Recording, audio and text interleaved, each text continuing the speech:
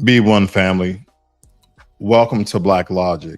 And this evening, we're going to break down Project 2025. A lot of people think that this is something that Donald Trump has signed off on, or he has agreed to it by the way of his administration, not directly. Others believe that this is a fear tactic for Democrats to use in order to push Black Americans, foundational Black Americans, to vote Democrat once again. So I think a thorough analytical breakdown of Project 25 would be very significant.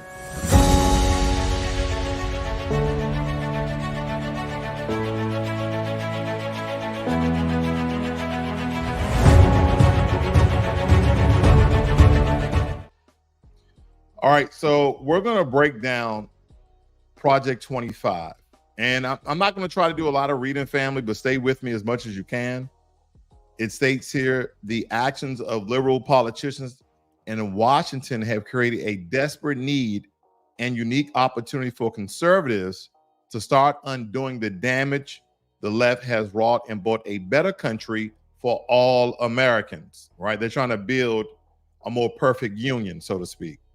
It is not enough for conservatives to win elections. If we're going to rescue the country from the grip of the radical left, we need both a governing agenda and the right people in place, ready to carry this agenda out on day one on the next conservative administration.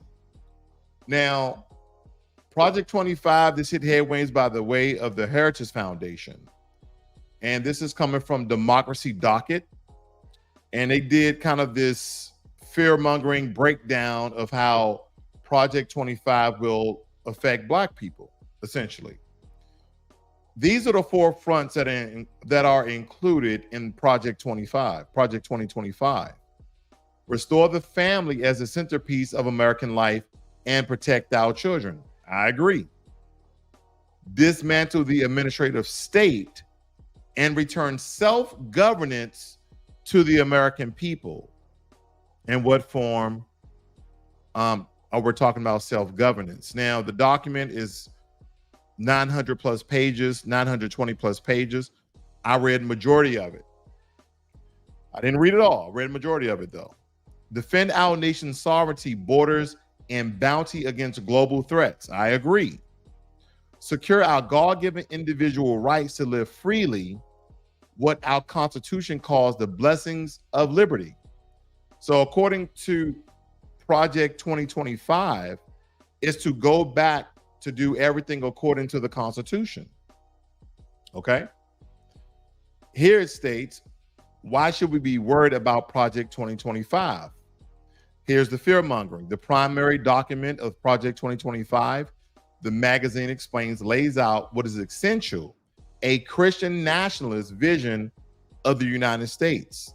Meaning, again, going back to the medieval European days where the British were basically killing you if you wasn't Catholic or Protestant, whatever religious sect they were. The Knights of Templar, I think they were Protestant, okay? They were definitely Christian. One in which married heterosexuality is the only valid form of sexual expression and identity. So again, take away some freedoms under the Constitution of freedom of expression, right? Because only expression that you can essentially display is heterosexuality. Now, I know a lot of you may agree with this, okay? Some of you may disagree depending on who in your family or yourself, but a lot of you may agree with this, okay? All pregnancies will be carried to term, even if that requires coercion or death. And transgender and gender nonconforming people do not exist. This is what Democracy Docket is stating, okay? Among the numerous troubling suggestions laid out in the playbook, because within this 920-page document, there is a 180 playbook that they will start initiating day one, okay, of the new president, of the conservative president. It is a detailed plan to essentially purge the federal workforce of tens of thousands of workers in favor of hiring ones who would adhere to the conservative principles of this particular project. Paul Dans, a former Trump administration official who director of Project 25, Presidential Transition Project, told the Associated Press the 180-day transition plan is a call to come to Washington.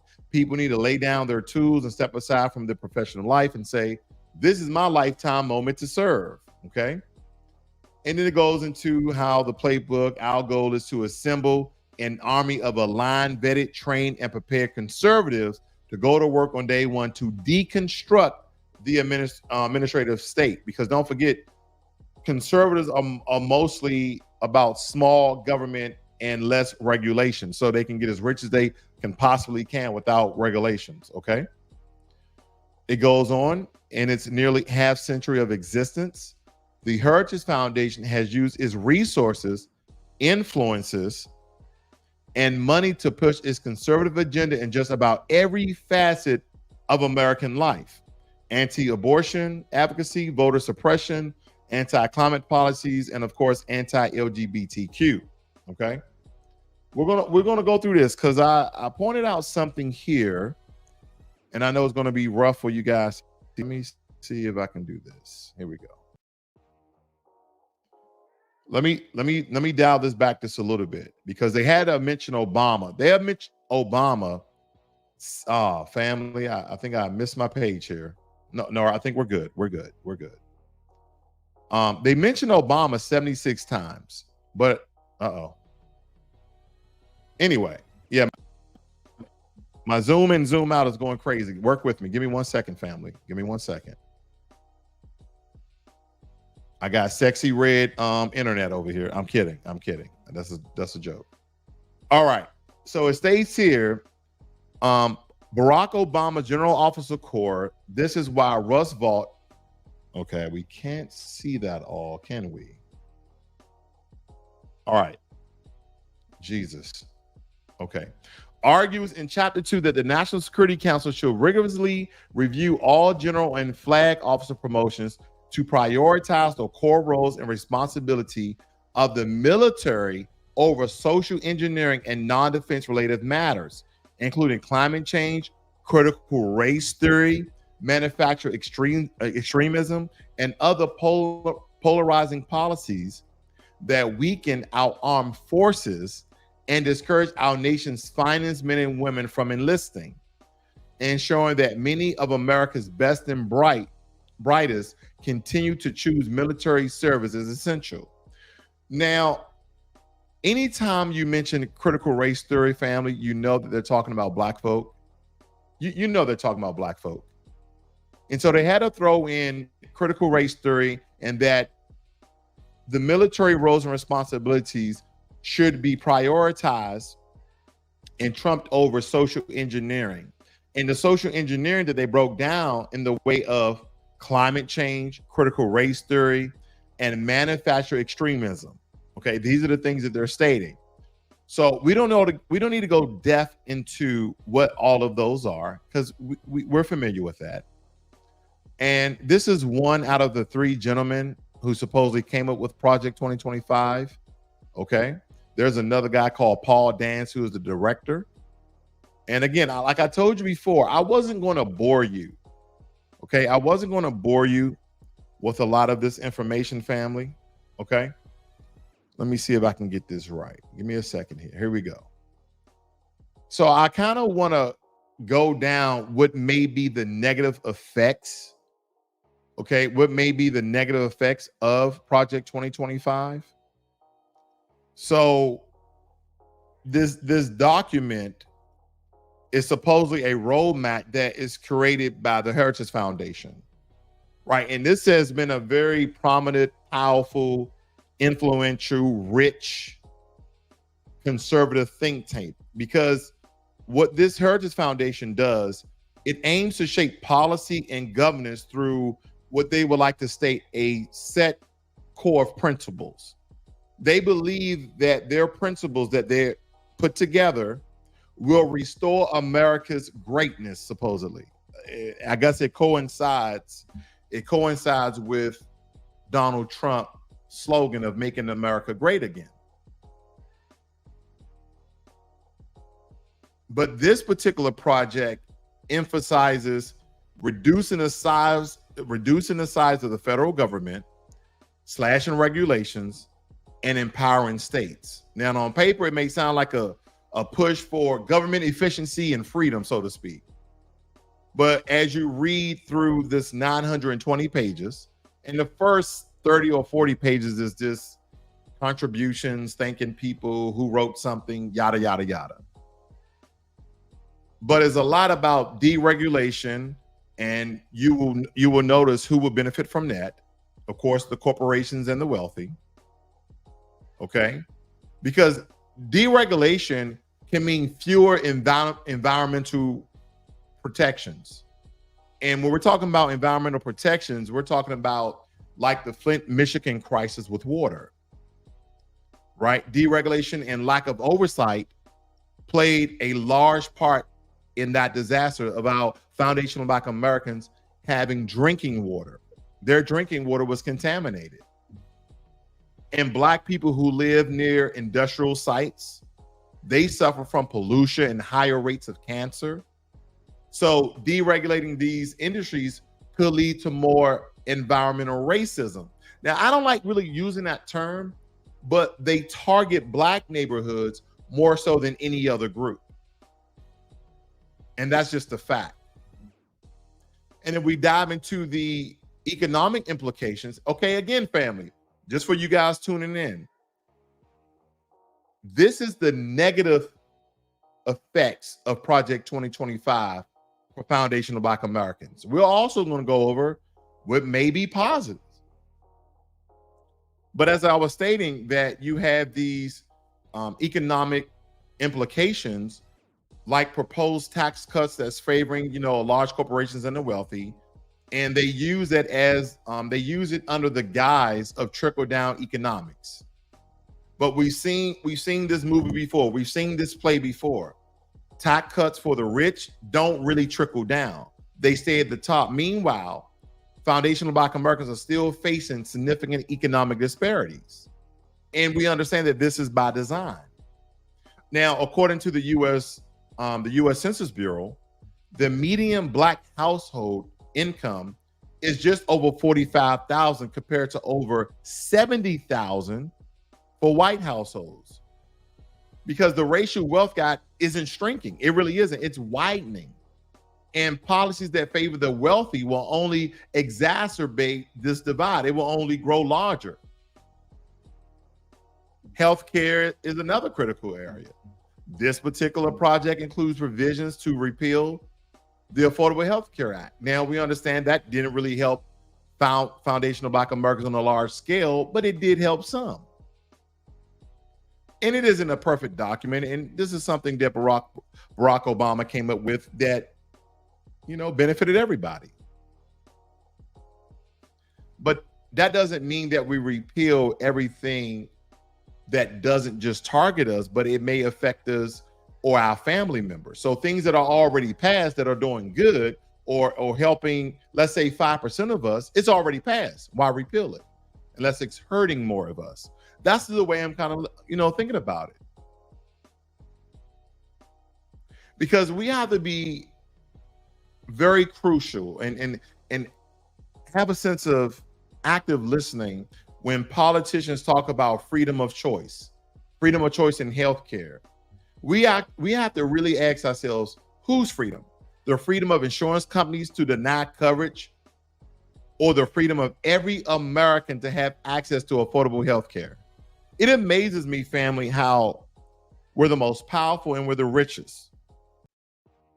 I said it in that particular way. Now, some of you may bring up other countries where their dollar or their currency compared to $1 is 2 to 3 times. But I can then tell you one thing, family. America is a what do they call it? I forget. I used to say this all the time when I was giving my financial classes. Is a monetary sovereign. America really decides on the forex. They really decide how their dollar fluctuates because it's not backed by any tangible, stone or mineral, gold or silver or iridium. or anything like that. Copper is not backed on that. It's backed on IOUs. So in order to do such a thing, to turn into this fiat system, you have to be very powerful. But we understand some of the systematic challenges that we go over each and every day, and it has not gotten better. Police brutality numbers have increased from George Floyd. Black men are still incarcerated at 5 times the rate of white men. So our fight for justice and equality is still not over. But this Project 2025, while framed as a path to better America, so to speak, raises so many damn red flags for the Black community. And we must stay informed and engaged and ready to push back against policies that threaten our progress. Because this won't only threaten our progress, but this will threaten our freedom. And again, as I was stating to you guys, that is the negative effects of Project 2025. Because I wanted to give two sides. I want to give two sides of how that we can look at this.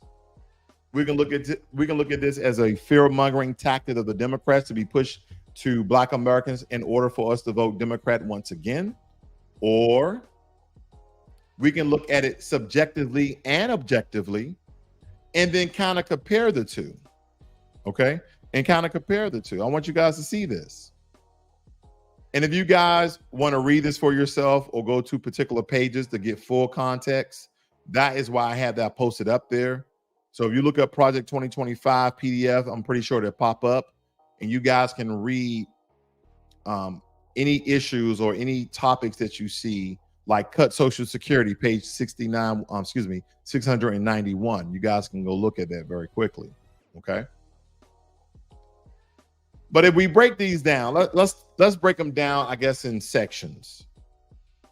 They talked about the federal workforce overhaul, about firing, almost half of the federal workforce.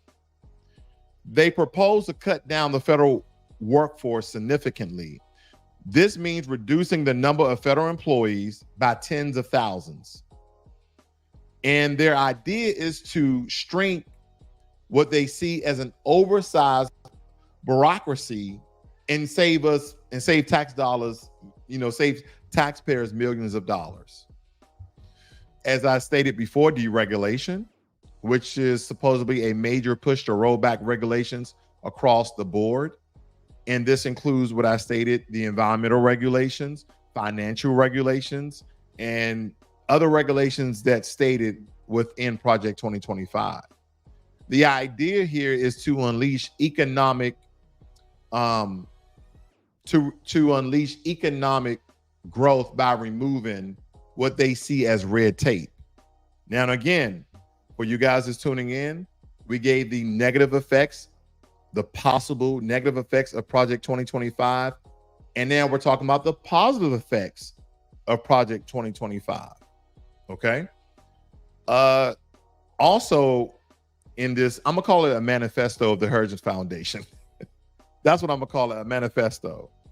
But we could talk about the judicial appointments. They want to ensure that judges appointed to the federal courts are strict constitutionalists. Like, they follow the Constitution tooth and nail. Like, we're not going to do any of this in the gray area. No, it's black and white constitutionalists. That is what they want. This means that the judges who interpret the Constitution as it was originally written without any modern day context, they don't want any of that. They talked about education reform, emphasis on school choice, promoting charter schools and vouchers. They argue this will give parents more control over their, child's education. Okay. And again, these are what I kind of pointed out as some of the positives that Project 2025 could bring. Healthcare, as we stated in the negative effects. What about repealing and replacing Obamacare with a system that emphasizes private insurance and free market principles? See, a lot of things, I just kind of flipped it the other way. Let's look at it both ways. let's talk about how these points could affect us, because some of the proposals that's made sound good it really sounds good on the surface. But I promise you, family, the devil's in the details. The devils are in the details. So those, again, are some maybe the positive things, but I think we really need to point out some key things. But probably before I go there, who do we have in the room this evening? Okay, I see my good brother Jermaine Anderson. Thank you for coming in, sir. Realm in the Bush. All right, and we have my warrior brother DSB. Nice to see you guys this evening. Okay, so Realm in the Bush states, Project 2025, is that worse than slavery? Why do we let the media do this to us? They do this every election. I will not vote for either party ever again. The couch wins. Indeed, sister, indeed. This is how, and I don't want to sound, I'm not a Republican at all. Okay, I'm not a Democrat. I'm not a Republican. I'm not independent. I'm just black. And these sides play each other. They play to our fear. They play to our motivation. They play to our happiness. They play to our fear. They play to some of the systematic issues that we have. That's why Jim Clyburn always throw a yearly fish fry, so he can continue to be, the rep for that district in South Carolina. That's why he does it. They play to our strengths. That's why they go out and recruit hip hop artists and comedians and R&B singers to pander to the black community, because they play to our strength. They know that we love, jazz, but I haven't seen a jazz person recruited yet, because they understand that majority of people are listening to hip hop. And you guys should really check out Tariq Nasheed's Microphone Check. Okay. Nonetheless, they play to the things that entertain us. They'll go get a Dave Chappelle or a Kevin Hart, because they appoint our leaders in the black community. We don't appoint anything. Joe Biden told us, if you don't vote for me, you're not black. So we don't have an appointing or selecting of our leaders in our neighborhoods. We don't have that. We don't have that, family. The dominant society chooses and picks who represents the black community, like Cardi B, who's not a foundational black American. They go out and they recruit a Sexy Red. And family, I'm not only just naming people, that rap with some may say puts a stain on the black community. No. Any rapper, even listen to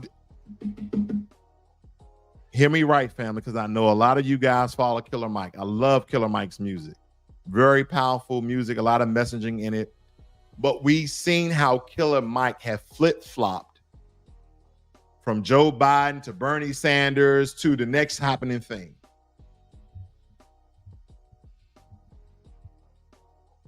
So we can't be based upon things of that nature. Now, a lot of us was on board with Cube's Black Contract for America, a contract with Black America.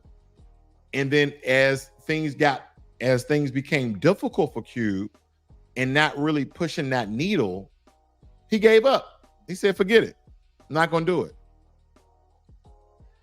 Because he doesn't understand this social political environment that a lot of people in the black empowerment space have to inform and teach and motivate the people, whether it be virtually or grassroots on the ground in person. That's what they're not understanding. You can't just give up. You're in this until we get what we are owed. There's no giving up. I give up when I'm dead. And then I'll be fighting. My spirit will still be fighting. Let me see what you guys got here. Exactly, Ram in the Bush fact and truth spoken. Speaking about Ram in the Bush. But family, I really want to go over some of these once again. I think this will be profitable for you guys, because let's point out some key points of the particular project. The proposed cutting down of the federal workforce significantly, rolling back regulations across the board, including environmental and financial regulations. Judicial appointments, ensuring judges appointed to federal courts are strict constitutionalists. We talked about education reform and healthcare reform, okay? So on the surface, the school choice could benefit Black families that are stuck in underperforming public schools by giving them access to better educational opportunities through charter schools and vouchers. However, we need to ask ourselves who really benefits from that. Is it the select few, or is it the community as a whole?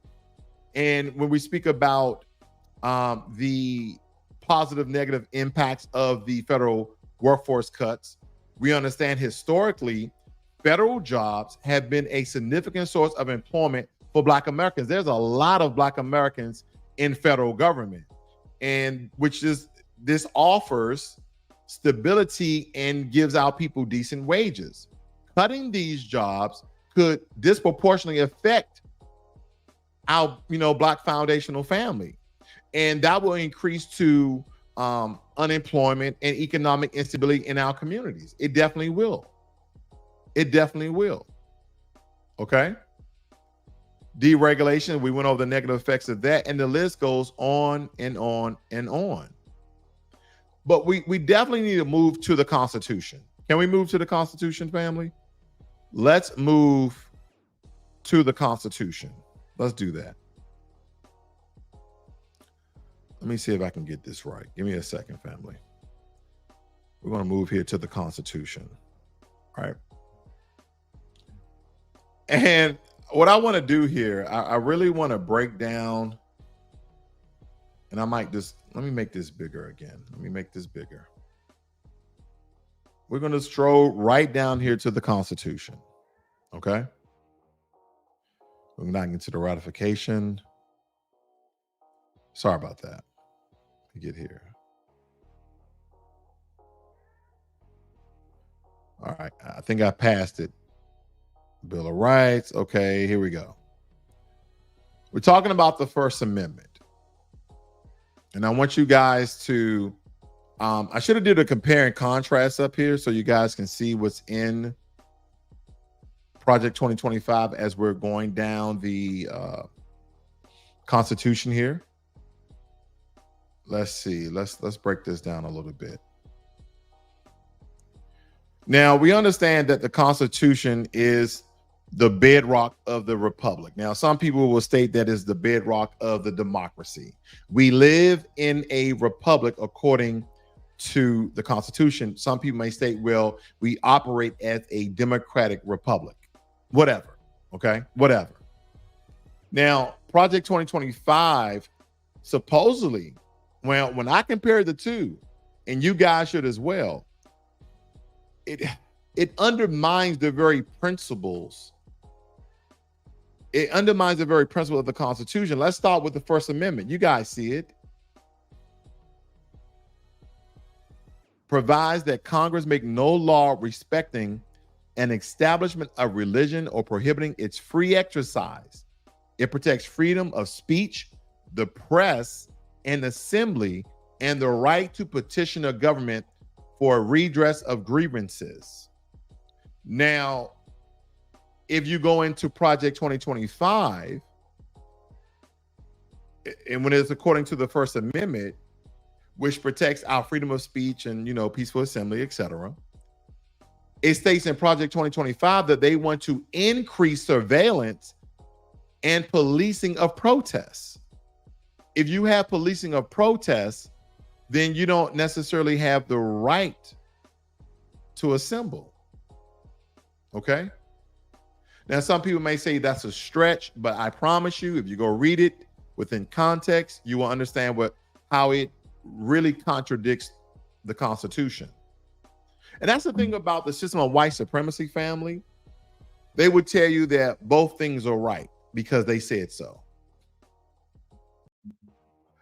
And if you guys think back from the Black Lives Matter movement, not speaking about the organization, just imagine if such measures were in place then, because you had peaceful demonstrators that could be targeted if Project 2025 was implemented. And we're going to get to the end results of it, family. And I'm going to tell you if it has a possibility of being implemented or it has no chance of being implemented. We're getting there, family. We're getting there. But the freedom of assembly, when you contrast that within the Project 2025, it contradicts itself. Okay? See, give citizens the right to bear arms. We're going to jump down to the Fourth Amendment. Okay, the Fourth Amendment, because this one right here, this one is crucial because what it does, it guarantees equal protections under the law. But when you compare what they stated in Project 2025, it advocates for policies that could disproportionately harm our particular communities, harm the Black community. For instance, it supports school choice initiatives that funnel public funds into private schools.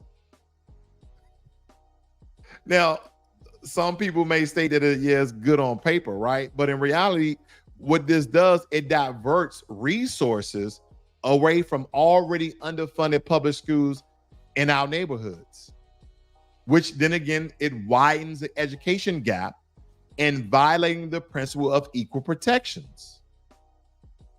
Let's scroll down to the Fifth Amendment. And as I'm reading here, giving you sort of a small analytical breakdown, read the amendment for what it states. Now, this one has to deal with the stricter, Project 2025 want to impose stricter voter ID laws. Now, me personally, I didn't see any issues with this. Foundational Black Americans are U.S. citizens. We have IDs. A lot of us are getting our passports. A lot of us has our passports. So in some essence, this really doesn't affect us, but they will tell. Now, the only thing I will push back against myself, I know, is when you start to divide the Black community by zoning on a local level. Now, that can definitely hurt the power of the Black vote. It won't restrict you from voting, but it does hurt the power of the Black vote when you are zoning off Black neighborhoods into sections that coincides with larger white populated areas or Hispanic populated areas. And we know how a lot of them tend to vote. So on those regards, yes. On those regards, yes. But also going back to the Fourth Amendment, which supposedly protects us against, protects us against unreasonable searches and seizures. But in Project 2025, they're advocating for increased police presence and surveillance in Black communities. And we understand that opens the door to racial profiling and harassment. We've seen this time and time again. More police doesn't mean more safety. It often means more brutality against Black bodies. That's what it does. See, if you're going to do more policing, do more good policing, do more non-discriminatory policing, do more non-racial profiling policing, do more non-bigotry policing. How about that? So when we can get that, I think Black folks will get on board, because we have our different sects, but majority of Black folk are law-abiding citizens that go to work each and every day, work hard for their families, feeding their children, and taking care of their loved ones. The majority of Black American. I don't care what America shows people, family. We know who and what we are. We know who and what we are. We know that the majority of us are on the up and up.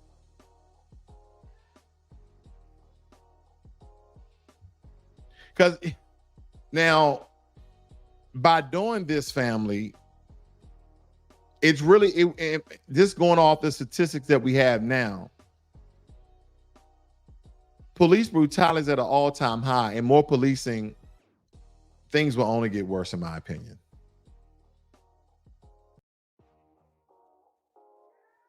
It will only get worse, in my opinion. They had all these other things inside of Project 25, some forms of segregation. Basically, they want to end bans on interracial marriage. I know you guys are familiar with the case. It's Loving versus Virginia. Loving versus Virginia is a landmark case that supposedly, well, I won't say supposedly, it ended bans on interracial marriage. Now, a lot of these decisions, a lot of these court cases that was passed, they were made to uphold the Constitution promise of equality. But I promise you, family, if you go in and you read a good portion of Project 2025's agenda, we understand that that agenda threatens to roll back these hard-won victories. And we're just going to erode the progress that we've made over decades. Now, with that being said, not voting is not the answer. That's what Teresa said. Not voting is not the answer. Okay. Teresa, tell us why. And matter of fact, we can do this right here, right now. We can do this right here, right now. I'm going to stop sharing very quickly. Teresa, what I'm going to do, I'm going to put a link in the chat. And if you would, you don't have to show your face if you don't want to. You can do just audio. But join us and tell the Black family why not voting is not the answer. Because you may know more than we do. Okay? And I'm not playing around here. You may know more than we do. Okay? So we're gonna wait a little bit for Teresa to join, but I have one more thing to share with you guys. Okay? If she comes in the back channel, I will make sure that she joins here. Here we go. Last thing. We stated that people in Trump's administration is aware of Project 2025, and people believe that Donald Trump is on board with 2025. And this is something that the Democrats have been pushing to fearmonger Black people, using these scare tactics in order for us to vote Democrat over and over again for absolutely nothing. Okay? Nothing, nothing, nothing, nothing. So Trump, what did Trump say? This is from the BBC, okay? The British Broadcasting Corporation. What has Trump said about Project 2025? In early July, Trump said on his social media platform that he knows nothing about Project 2025. He knows nothing about it. Trump states, I have no idea who is behind it. I disagree with some of the things, as do I. They're saying, and some of the things they're saying are absolutely ridiculous and abysmal. Okay, it's absolutely ridiculous and abysmal. He wrote, anything they do, I wish them luck, but I have nothing to do with them. That's what Donald Trump said. He said, I don't have nothing to do with those people. He said some of the things were good. Some of the things were good, but most of the things I disagreed with, and some of the things were absolutely ridiculous. So, family, it's good to hear that. Okay, it's good to read it. It's good to hear it, because if Trump never said anything, they would basically stated that Trump said that. Okay, let me find this. I want to go to where he wrote this at. Okay, let's see. Bear with me, family. I'm trying to find when he said Project 2025. I guess it don't work like that. I'm over here on Truth Social. I don't know how to work this thing. I have no idea. It kind of looks like Twitter, but it's not. I'm just trying to go down this timeline. I don't know when he put this out.